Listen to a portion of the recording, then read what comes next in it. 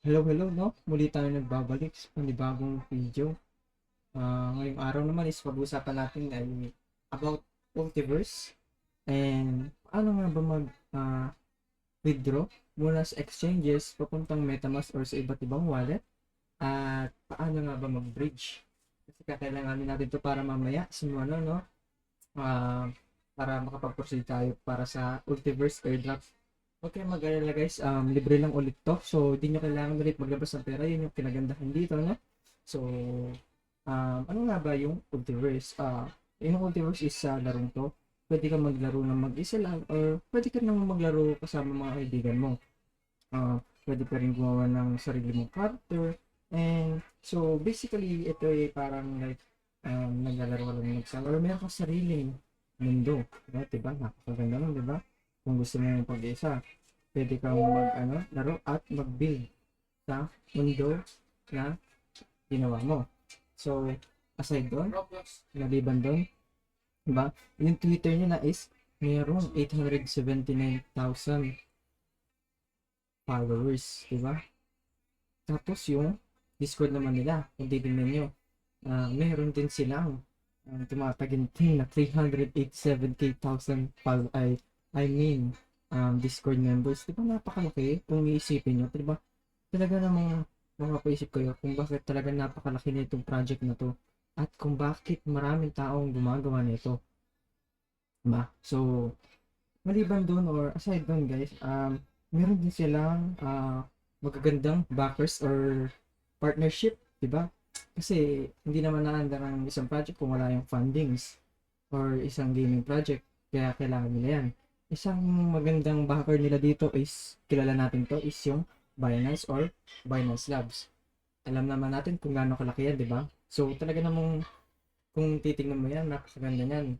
Basta, talaga namang yung project na yan is talagang aangat kasi nga meron silang backer na maganda, which is yung Binance Labs as idol. Meron din silang backer na Sequoia or yun nga, tapos at iba pa, di ba? And aside doon, di ba? Kita nyo, sinabi ko na yung mga kinagandahan nun. Pero ito pa, titingnan naman natin ngayon yung value ng NFT nila, di ba? Kasi, ano, ano ng project na to, for yung NFT nila is mababa naman yung value, di ba? So, ito yung first or collection nila. Wait, ayan, di ba? Makikita. Oh, nagaan ulit. Naglolo ko. Try natin i-search na lang. Electric ship. Ito. Oops, ayaw. Ayaw. Enter natin ulit. Diba? Oops. Ayaw ulit. Bakit kaya nagkakaganito? Tingnan natin kung gagana naman dito. Oops. Bakit kaya? Anong nangyayari, no? Tingnan natin kung mas... Oops. Bungang ang mismong OpenSea yung naglolo ko, no? At ay... Oh. Oops. Mismong OpenSea nga. Tingnan natin dito sa isa kong tab kung gagana siya. So, nandiyan na kayo guys. Okay, gumagana siya dito. Pwede natin siya i-search dito kung ano. Ay, pansamantala na naman tayo dito sa tab na to. Ito yung first NFT nila kung makikita nyo. Meron siyang value na 0.92 Ethereum. Kung lilipat natin yan sa peso, nasa halaga niyan is around 150k pataas. Isipin nyo kung gaano kalaki yung value ng NFT nila. Diba? Kaya naman, bakit hindi magiging bullish yung mga tao dito given na sobrang taas ang floor price ng NFT nila. Aside dyan, diba, meron silang same collection. Meron pa silang another collection dyan, which is yung gold chip. Multiverse gold chip. Tingnan nyo naman yung value na ito ulit. 0.5 Ethereum. Diba? Kung i-convert natin ulit yan into PHP, nasa halaga niyan is 75k pesos. Pagsamahin nyo yung collection nyo ng dalawa, diba? Napakalaki. Talaga naman magiging bullish yung mga tao dyan. Kaya kung ako sa inyo, huwag na kayo magpahuli at simulan nyo na talaga itong airdrop nila. Kasi hindi kayo magsisisi. Libre lang din naman, diba? Wala namang mawawala sa atin. Para sa naman yung pag-iinvesta natin dito. Oh, aside dyan, Diba? Kita nyo na yung about sa Ultiverse, yung backers nila, ano ba yung laro nila. So, proceed naman tayo kung paano nga ba mag-withdraw. So, first thing first, kailangan nyo nang mag-open or mag-online sa kahit anumang exchanges na ginagamit nyo. Second, punta kayo sa dashboard, diba? Or kahit ano naman sa anumang ginagamit nyo, basta punta lang kayo dito, hanapin yan. Then, hanapin nyo yung withdraw. Kasi nga mag-withdraw kayo, diba?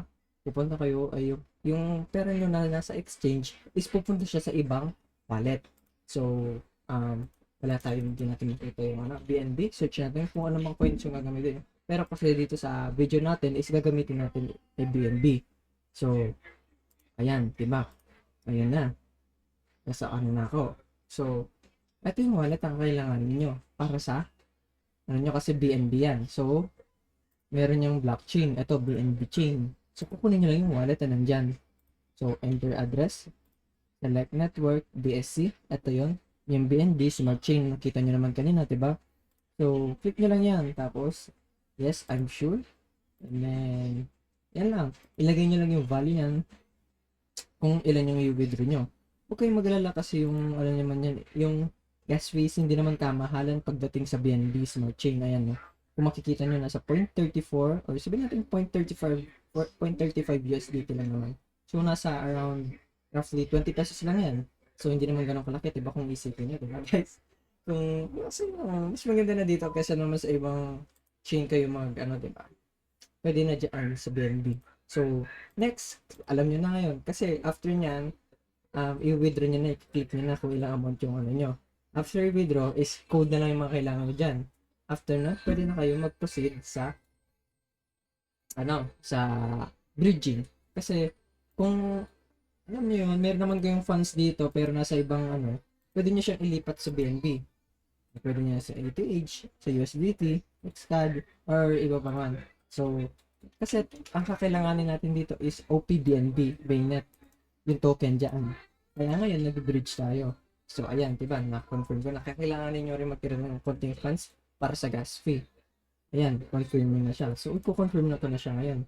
And then, mag-wait lang tayo na dumating yung pera or yung funds sa wallet natin ko dito sa OPBNB mainnet.